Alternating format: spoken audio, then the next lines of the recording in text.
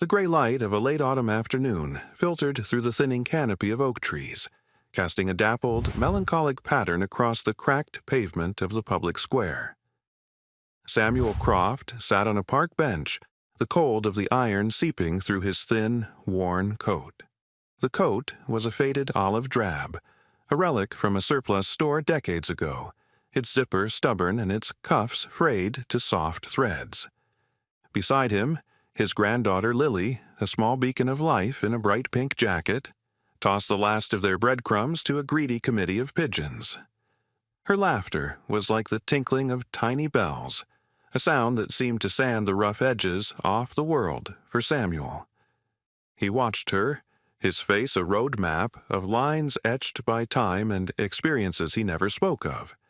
His hands, resting on his knees, were gnarled with arthritis, the knuckles swollen, but they lay with a stillness that was not weakness, but a profound and practiced patience. He looked like what he was supposed to be: a retired lineman, a widower, a grandfather living on a meager pension in a quiet part of town. He was a ghost in plain sight, a man the world had agreed to overlook, and he was content with the arrangement. The world saw a stooped old man whose gaze seemed distant, lost in the fog of age. They didn't see the constant, low-level scan of his surroundings, the way his eyes registered every reflection in the storefront windows, the way he mentally mapped the exits and potential choke points of the square. It was a habit forged in places where the air itself was hostile, a program that had never been uninstalled. He noted the young couple arguing near the fountain, the student with his head buried in a book, the delivery truck double-parked at the corner, and he noted the three young men who had just rounded that corner. They moved with a swagger that wasn't confidence but a brittle imitation of it, a territorial aggression that sought soft targets to feel powerful. Their energy was a pollutant in the calm air. Loud, profane, and aimless, they drifted toward the center of the square, their eyes hunting for something to break. They found it in a young woman sitting alone, reading on a bench opposite Samuel's. She was trying to make herself small, to be invisible, but their predatory instincts were finely tuned to such frequencies of fear. The leader, a wiry man with a cruel twist to his mouth, sauntered over to her. His two companions fanned out, a sloppy, undisciplined flanking maneuver. "Hey, what you readin'?" he asked, his voice a greasy smear on the quiet afternoon. The woman didn't look up. "Something to make you smarter? You could use it." He snatched the book from her hands. She gasped, finally looking up, her eyes wide with alarm. "Please just give it back." Her voice was a whisper. The man chuckled, a sound like gravel grinding. He opened the book, pretended to read a line, and then, with a dramatic flourish, ripped a handful of pages out, letting them flutter to the ground like wounded birds. The woman flinched, as if struck. Samuel felt a familiar coldness begin to pool in his stomach. He watched the scene unfold, his posture unchanged, his breathing still slow and even. He had seen this 1,000 times in 100 different languages. The simple cruelty of the strong against the weak. It was the oldest story in the world. He remained still, a statue of aged irrelevance, his presence utterly dismissed by the young men. He was just part of the scenery, a piece of urban decay no more significant than the peeling paint on the bench. This was his camouflage, the one he wore every day, and it was usually impenetrable. But today, a pair of small, trusting blue eyes were watching him. The woman was crying now, quiet, choked sobs. The men were laughing, energized by her distress. One of them kicked the fallen pages, scattering them further.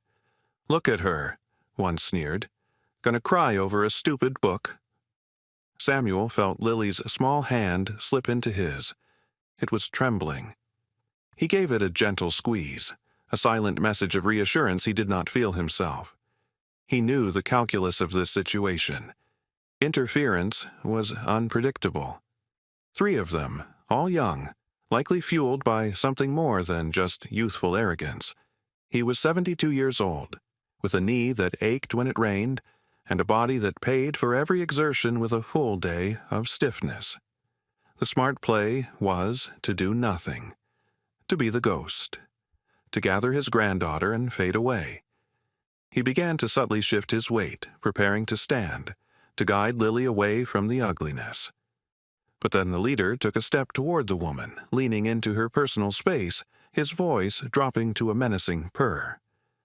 "Maybe you got something else for us, something better than a book." That's when Samuel knew he couldn't leave. He let out a slow, controlled breath and stood up. His joints protested with a series of quiet clicks and pops. He took a step forward, his movements deliberate, careful. "That's enough, son," he said. His voice was not loud, not threatening, but it carried a strange resonance in the sudden quiet. The three men turned as one, their expressions shifting from predatory glee to surprised amusement. They saw him properly for the first time. The stooped shoulders, the faded coat, the deeply lined face. The leader's lips curled into a smirk. "What did you say, Pops? Did your hearing aid short out?" The second man, broader and duller looking, chuckled. "Go home and take your nap, old man. This ain't your business." Samuel kept his hands open and visible. A gesture of non-aggression he'd learned long ago could be the difference between a conversation and a conflict. "You've had your fun. Leave the lady alone now." He took another slow step, placing himself partially between them and the terrified woman. The leader's amusement curdled into annoyance. He didn't like being challenged, especially not by someone so pathetically easy to dismiss. "Or what, Grandpa? You gonna bore us to death with stories from the war? Which one was it, the one with the dinosaurs?" The disrespect was a physical thing, a wave of contempt that washed over Samuel. He absorbed it without reaction. He had been called worse by far more dangerous men. Across the square, sitting on another bench, a young off-duty police officer named Jensen watched the interaction with a growing sense of unease. He'd seen the harassment start and was about to intervene himself, but the old man's quiet intercession had surprised him. Now he watched with professional curiosity. He saw the old man's stance, the way his weight was balanced, the unnerving stillness of his gaze. It didn't align with the frail exterior. Something was off. The leader stepped right up to Samuel, puffing out his chest. "You're deaf, aren't you? I said, get lost." He punctuated the command with a hard shove to Samuel's chest. The old man stumbled back a step, his worn boots scraping on the concrete. He didn't fall, but the impact sent a jolt of pain through his osteoarthritic frame. He simply regained his balance, his expression unchanging. From behind him, a small, terrified voice cut through the tension. "Grandpa," Lily whispered, her voice trembling with tears, "Grandpa, please save that lady." That was it. The world tilted on its axis. The voice of his granddaughter, pure and absolute in its faith in him, was a key turning a lock deep inside his soul. The coldness in his stomach didn't disappear. It solidified, sharpening into a diamond-hard point of focus. All the noise of the square, the distant traffic, the rustling leaves, the jeers of the young men, faded into a dull peripheral hum. The only thing that mattered was the clear and present threat to the innocent. A fragment of a memory, unbidden, flashed behind his eyes. A dusty street in a forgotten country, the scent of diesel and fear, and a child's face looking at him with that same desperate hope. He had been a different man then, younger, faster, a weapon honed by a government that no longer acknowledged his existence. But the core of that man, the protector, had never truly been decommissioned. He blinked, and the dusty street was gone, replaced by the gray concrete of the square. The leader was still smirking, emboldened by his successful shove. "See? Nothing but dust and cobwebs." He turned to his friends, laughing. "Let's get back to—" He never finished the sentence. Samuel moved. It wasn't the clumsy shuffle of an old man. It was a fluid, economical explosion of motion that seemed to defy the laws of physics. He closed the 2 steps between them in an instant. His left hand, looking frail just a moment before, shot out and cupped the back of the leader's neck, his thumb and forefinger finding the precise nerve cluster below the ear. His right hand came up under the man's jaw, not as a punch, but as a lever. With a slight, almost gentle twist, he redirected the man's momentum using his own forward energy against him. The leader's eyes widened in shock and sudden blinding pain as his world spun violently. Samuel drove him face first into the brick wall of the fountain. The impact was sickeningly solid but controlled. The man didn't collapse. He was pinned, his body locked in place by the old man's grip, a loud groan escaping his lips. The other 2 attackers froze for a half-second, their brains struggling to process what had just happened. The second, broader man reacted first, roaring with anger and charging forward. It was a clumsy, telegraphed attack. Samuel released the leader, who slid down the wall into a stunned heap and pivoted on the ball of his left foot. He didn't meet the charge head-on, he flowed with it, his hand chopping down not on the man's face but on the charging arm's bicep, striking a pressure point that sent a shock wave of electric paralysis down to the man's fingertips. The arm went limp. Simultaneously, Samuel's other hand hooked behind the man's knee, and with a simple, brutal tug, he buckled the leg. The big man went down hard, his uninjured knee cracking against the pavement with a sound that made the onlookers cringe. From his bench, Officer Jensen was now on his feet, his mind racing. This was not a fight, this was a dismantling. He saw the precision, the lack of wasted energy, the way the old man controlled the engagement from start to finish. He wasn't brawling, he was applying a system. The third attacker, seeing his 2 friends neutralized in under 5 seconds, hesitated. Panic flared in his eyes. He fumbled in his pocket and pulled out a small pocket knife, the blade snapping open with a click that sounded ridiculously loud in the sudden silence. "Stay back!" he shrieked, his bravado gone, replaced by raw fear. Samuel didn't even look at the knife. His eyes were on the man's eyes, his shoulders, his feet. He saw the tremor in the hand holding the blade. The man lunged, a wild, desperate slash. Samuel swayed back, the blade slicing through the air a half-inch from his worn coat. As the man's arm overextended, Samuel stepped inside the attack, his left forearm trapping the knife arm against his own body. His right hand snaked around the man's wrist. As he moved, his sleeve rode up his forearm, exposing a small faded tattoo just above the wrist bone, a single, stylized raven's feather inked in a ghostly gray. Jensen saw it. His blood ran cold. He recognized the symbol. It was a ghost story, a myth whispered in certain circles of law enforcement and the military, the marker of a unit that officially never existed. Project Corvus, the cleaners, men who were sent to the darkest places on Earth to do the impossible. Samuel applied pressure to the attacker's wrist. There was a dry snap as a small bone gave way. The knife clattered to the pavement. The man screamed, a high, thin sound of agony and terror. Samuel didn't release him. He spun the man around, using him as a shield, his eyes already scanning the crowd, identifying potential secondary threats, assessing the environment. It was over. The entire engagement had lasted less than 10 seconds. The square was dead silent, the crowd of onlookers staring in stunned disbelief. The 3 young men were incapacitated, one groaning against the fountain, one clutching a shattered knee on the ground, and one cradling a broken wrist, sobbing in pain.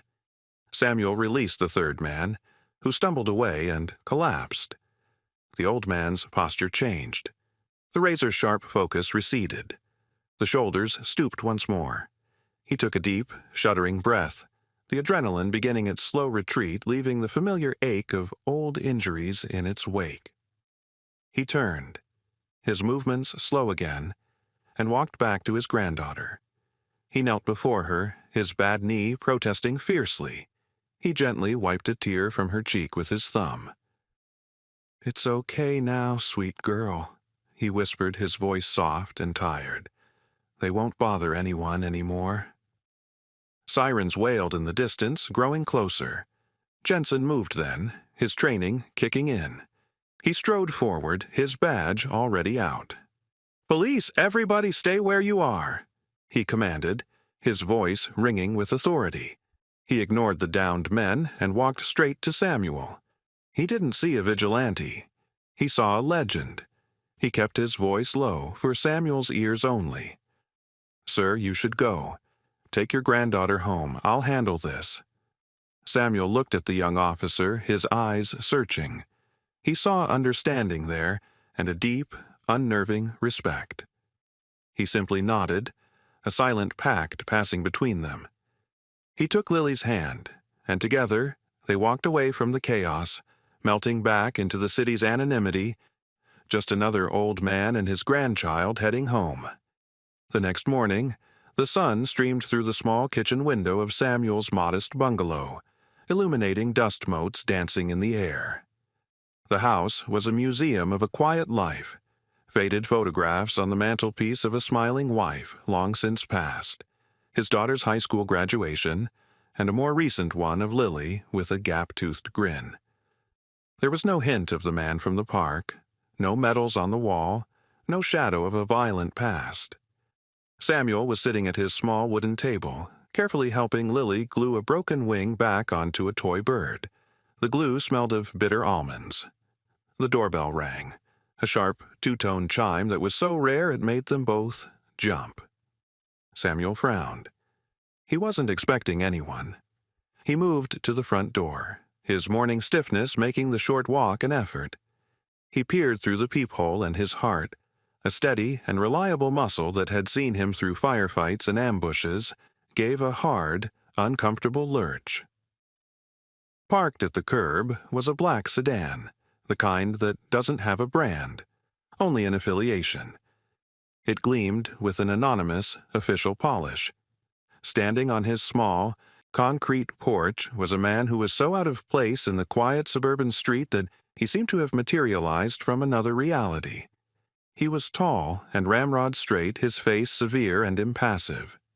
He wore the immaculate dress-white uniform of a United States Navy admiral, his chest a formidable constellation of ribbons, the golden stripes on his sleeves shining in the morning light. Samuel felt a weariness settle deep in his bones. He had hoped this part of his life was buried for good. He opened the door. The admiral did not speak immediately. His eyes, a piercing, intelligent blue, took in Samuel's simple attire: worn slippers, comfortable slacks, and a faded flannel shirt. He looked at the humble interior of the house over Samuel's shoulder. There was no judgment in his gaze, only a quiet, profound assessment. "Samuel," the admiral said finally. His voice was a low baritone, accustomed to command. "Admiral Hayes?"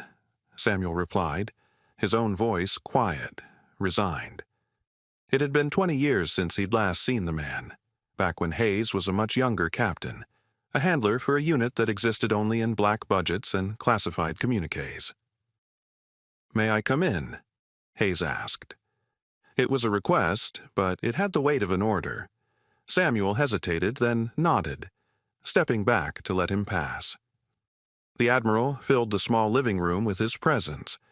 He moved with a precision that belied his age, his polished black shoes making no sound on the worn hardwood floor. He stood in the center of the room, a stark contrast of military perfection against the backdrop of domestic peace. Lily peeked around the corner from the kitchen, her eyes wide with curiosity at the man in the shiny suit. Hayes offered her a brief, almost imperceptible smile before his attention returned to Samuel.